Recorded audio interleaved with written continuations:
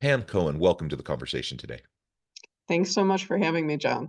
It is a pleasure to be with you. Where are you joining us from today? I'm in Chicago, where it is bright and sunny. Good. It's bright and sunny here as well, south of Salt Lake City in Utah, though we just had snow again this past weekend. So even in May, we're getting snow, and I'm hoping that spring is here to stay. Oh, And I'm sure you get some of that mixed weather in Chicago as well.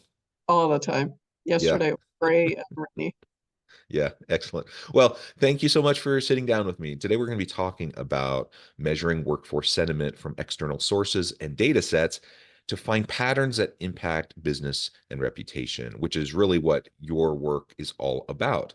As we get started, I wanted to share Pam's bio with everybody. Pam Cohen is Chief Product Officer of Analine. Pam is a behavioral scientist with interests and experience and expertise in creating opportunities for social impact in corporations. She has a proven track record of driving transformative insights across diverse sectors using predictive analytics that link back to bottom line performance for organizations. With extensive experience spanning think tanks, leading consultancies, and corporate environments, her expertise is in qualitative research, survey methodologies, analytics, and predictive modeling.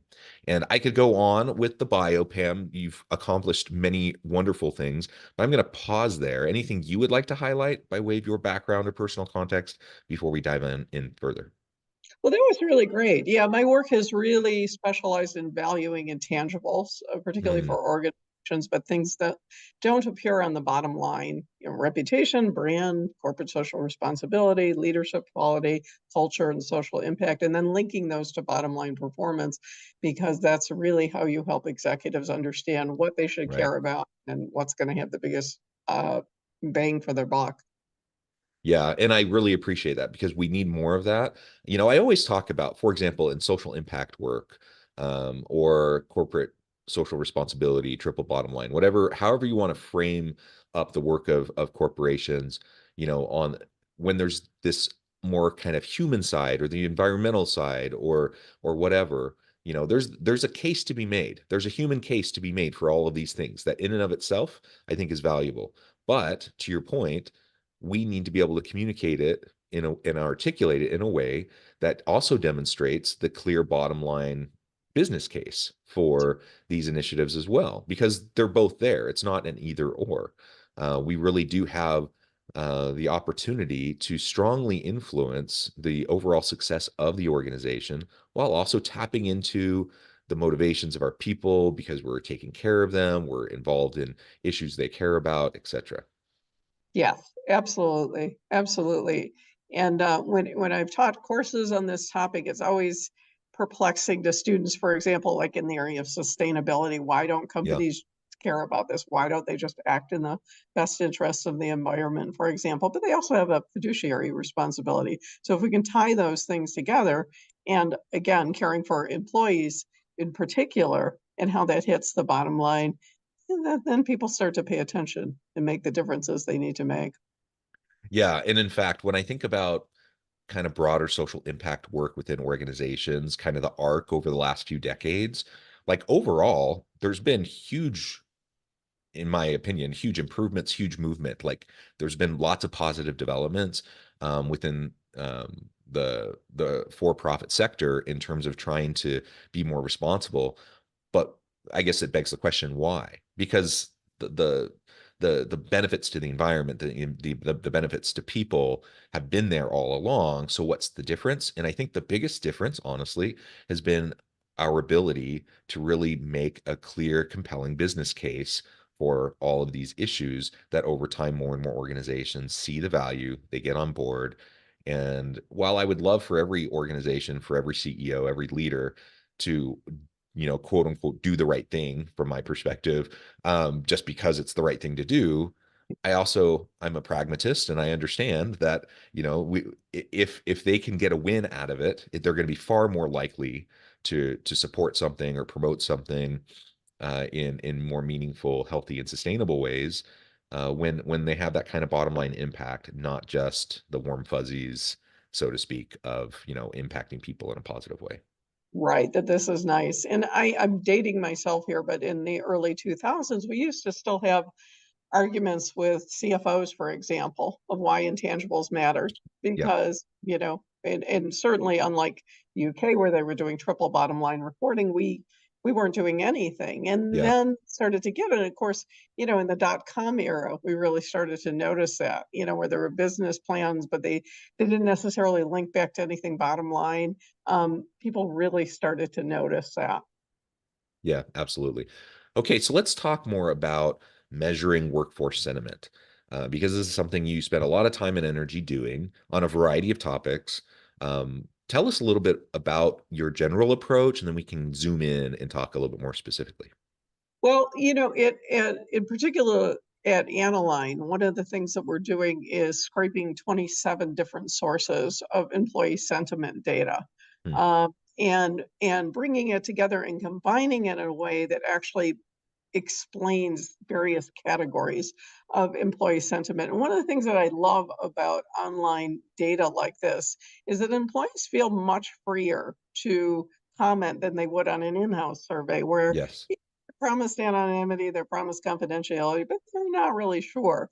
But if they get on some platform, some social platform, some of the more well-known ones, Glassdoor, Indeed, and some of the lesser ones as well, they're going to be a lot more likely to not only speak more openly, but they're going to speak about topics that might not have otherwise come up.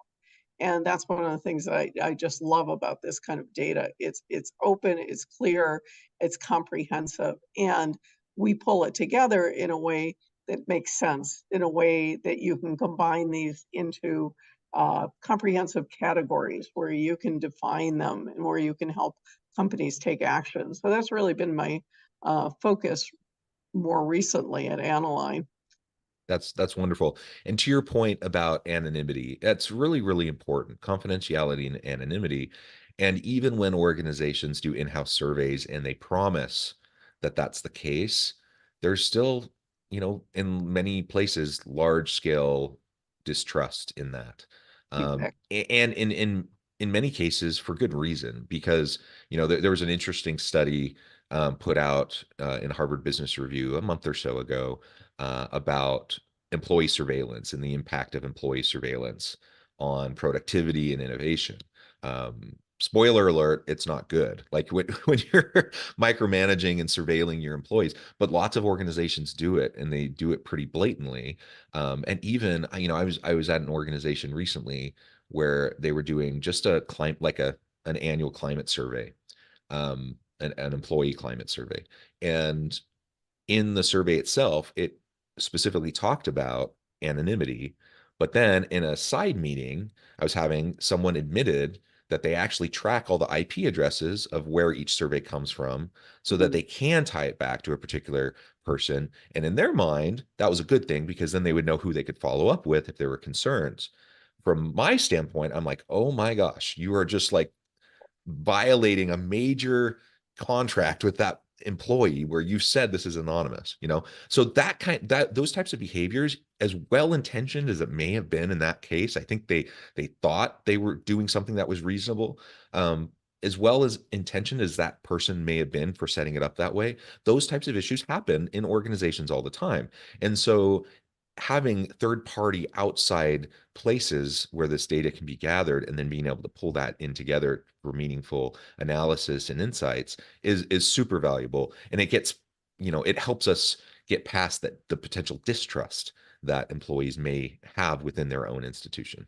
Exactly, and oftentimes they'll bring up issues that they wouldn't have brought up at the organization when they're asking, particularly with a CAN survey, Mhm. people will bring up issues that they're having. And, one of the really interesting findings, I think we have 700 million data points, is about 52% of those comments are actually positive.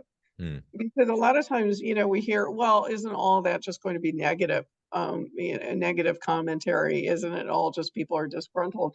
And that's really not the case. I mean, 52% are positive. Most people will really try to be measured when they're on yeah, a site like that, in part so that their critique will be taken seriously. yeah, It's really interesting. I mean, and of course, human behavior is really influenced by biases and social dynamics that might not be specifically observable on a day-to-day basis, but in these kind of platforms, they really come through. And they can talk about all sorts of things, cultural misalignment, discrimination, favoritisms. Companies could really discover a lot about hidden biases that they have in the way that they're um, doing business that can allow them to make some easy changes before morale is impacted. And that's huge. Yeah, that is huge. So, if you don't mind, could we dig into maybe one or two examples of some of the recent types of studies you've been engaged in as you're scraping the secondary data from various sources to then provide insights to organizations around their business impact and reputation? Yeah, absolutely. I mean, I think one particularly interesting example is data that we had scraped on several banks, including like Silicon Valley Bank, leading up to their failures. Yeah. Um, there were tons of risk indicators. Employees really knew the truth, but they didn't feel like they were being able to express that. It was a truth that sometimes the CEO didn't want to hear. We were able Mhm. to effectively predict these kind of things from seeing the warning signals that were leading up to that, leading up to those failures that could have potentially been prevented had employees be able to speak the truth. There's all sorts of trust issues that came into play, all sorts of fear that came into play, but again, all sorts of risk. Um, and that's a lot of what we do is identify risk. We identify culture, how culture drives performance, how culture drives risk, and we look at how to measure the elements of culture so that so that CEOs could really effective. I'm sorry, I have a little social commentary going on in the background. Oh, I you're fine. apologize. You're fine. But really, how do you break down culture in manageable ways so that employers really understand what they can do to make a big difference? We really run the gamut in what we're looking at in terms, we'll also look at things like predicting engagement and turnover trends. Employee sat and engagement are really directly tied to perceptions of fair treatment, of growth opportunities, of meaningful work. And when these perceptions decline, turnover and tensions rise. And of course, in this time of massive layoffs and things like that, that's really going to be critical. One of our big findings recently has been sometimes and stop me if I'm going too far, but one of the things Sure. I thought was really interesting was with regard to layoffs, oftentimes trust is eroded. Sometimes you'll see loyalty will actually increase, but the problem is that it doesn't translate into productivity.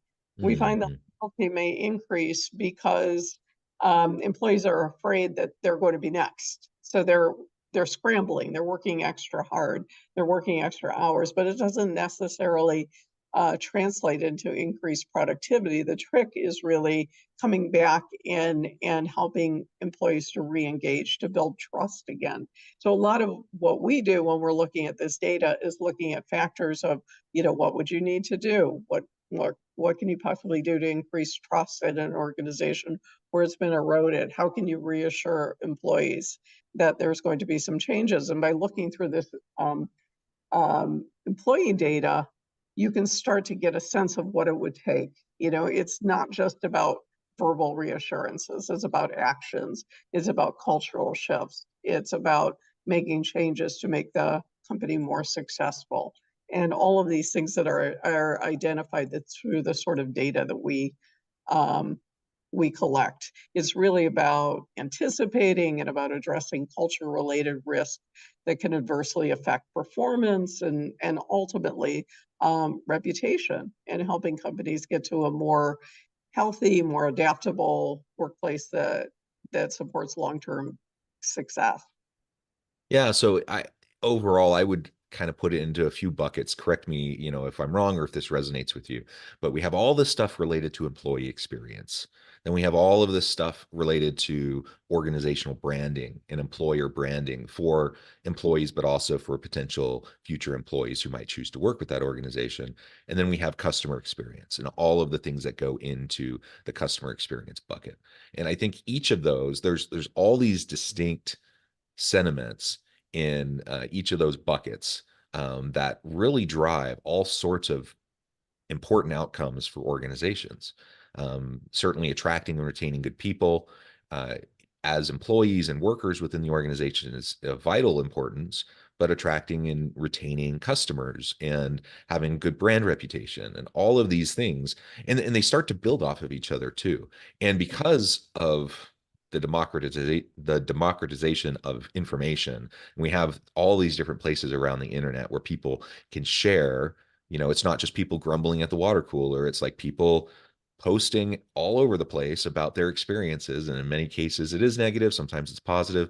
And being able to harness that and leverage that to make meaningful change within your organization is something I think any good leader would want to try to do. They often just don't know how to go about doing it, right? And so having organizations like yours that can help facilitate that is really, really key. Can you walk us through, without sharing any of your secret sauce, like walk us through some of the logistics, the process that you go through as you're trying to scrape and pull together this data and then make meaning out of it? Because something else I found is that in many organizations, they don't have a shortage of data. There's lots of data, but they don't know what to do with it. They don't know how to analyze it, and they don't know how to make decisions based off of it. So can you walk us through that a little bit? That's right. Yeah, absolutely. And you're definitely at the crux of it. Most of my work has been, with organizations where they've got tons of data in disparate parts of their organizations that have no idea how to pull it together. And what we're doing is really pulling it together, scraping these different sources, 27 different sources of data, um, pulling it together, normalizing it, basically finding categories for fit. And when I work individually, I'm working on what's called a grounded theory method, which is basically to put ideas together that seem to hang together, but then later on attaching labels to describe them so that you're starting with no preconceived notions of what something should look like, and then letting the model emerge, letting the themes emerge in and of themselves, and then attaching a label to describe them so that we're coming up with ideas, and you're looking both for ideas that refute and also confirm, that this area. And then eventually what you have are very, very strong constructs, very strong and definable constructs that you can Mm, attach these labels to. Not only that, but you also have the definitions behind them. I talk about this constantly in companies. Like, you should never have to go back to do qualitative research to define what it was that you meant, initially. Because otherwise it's really meaningless. And what I love about this kind of data is it's coming purely from the voice of employees. So you can be using terms to describe it that also come from their voices. So you don't have to wonder what was meant. So you combine those, and then from there you can come up with these general themes. Now we have an aniline index, which actually is a score on how well they're doing in particular areas.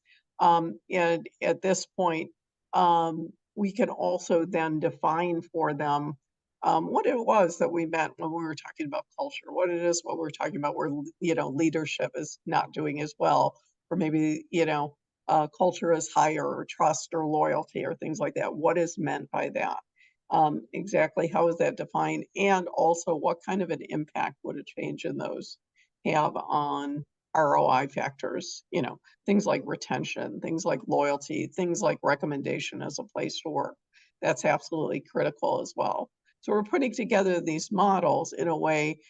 We use generative AI. We also use some very standard statistical techniques to pull this all together into very robust predictive models that can both help an organization understand what matters, but also how much different changes would link to bottom line performance. yeah, and that information allows us to make data informed decisions. In a complex world, complex environment with all sorts of noise and data coming at us all the time, I think most leaders want to make good, informed decisions. Oftentimes, they're doing the best they can within the context they find themselves in as they're being bombarded by different voices, different sources. Um, Providing some clarity around that, providing some easy ways to understand and kind of pull out the different pieces of the noise into things that make sense. That's going to be really, really important to help organizational leaders, uh, not get caught in analysis paralysis, but actually put proactive steps in place to resolve. So if you have cultural misalignment, if you have disengagement and dissatisfaction around various topics or issues, if you have eroding trust, like it's the first step is to know, to really understand this is a problem and what goes into that problem. The next step then is, what do you do about it? How do you actually make some changes that can implement and influence this in a more positive direction so that we can have better bottom line outcomes uh, for our people and for our teams, the organization, and people just generally will be happier, and they'll be more engaged, and they'll do better stuff for the organization and for the customers. Right. And so often the changes that need to be made are not expensive. Yeah. I mean, they really have to do with shifts in attitude, shifts in the way that you communicate with your employees. And if you pull this data together in a way that really lets these concepts, these themes emerge, so you've got a robust definition, you can take action fairly easily, fairly quickly. I think a lot of times our customers, our clients are really surprised that how strategy will really jump off of the page at them. I've so many times been in boardroom meetings at various companies where I was consulting, where nobody's ever asked the opinions of the employees. They're just guessing. I heard Yeah. this, heard so and so this. We try to eliminate the biases that come from a one-off story. An outlier, for example. It's amazing to me how many strategies have been built on outlier data, where there's one really fantastical tale. It's fun to tell, it's interesting to hear, but it's really got no basis in reality for the rest of the organization. And this is where we're combining massive amounts of data to give you information. You could trust that. That's robust. The other is just kind of interesting, but it's not something you want to base company strategy around. Either way, right? You talked about a positive example influencing strategy, but sometimes it's like the one-off negative examples that also disproportionately then influence policy, practice, procedure, the strategy of the organization, and that's equally as frankly dumb to do that. But why do we do that? Because we're human, because we take shortcuts, because we're bombarded by information, we're not sure how to do it differently. And so all of this creates an environment where we can have that baseline understanding. Because I do truly believe that the vast majority of leaders wake up in the morning wanting to do right by their people. They don't want to exploit and take advantage of people. They want people to be there, to be engaged, to be happy, to do good work, and they want to help facilitate that. They just don't know how to do it. In many cases, they're just kind of replicating what they've seen in leadership in the past, whether or not it was successful or effective or healthy. And so then you end up having the perpetuation of bad behaviors, regardless of intention. Like, set intention aside. I don't even really care what the intention of the leader is, because I'm assuming that usually their intention's probably good, but the actions speak louder than words and louder than intention.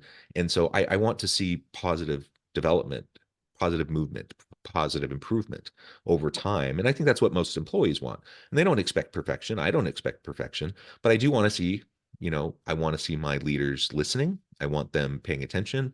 I want them to do the best they can to make data informed decisions in meaningful ways. And I think most do have the intention to do that. They just need the tools to be able to do that more effectively. And that's something you're helping with. So that's wonderful.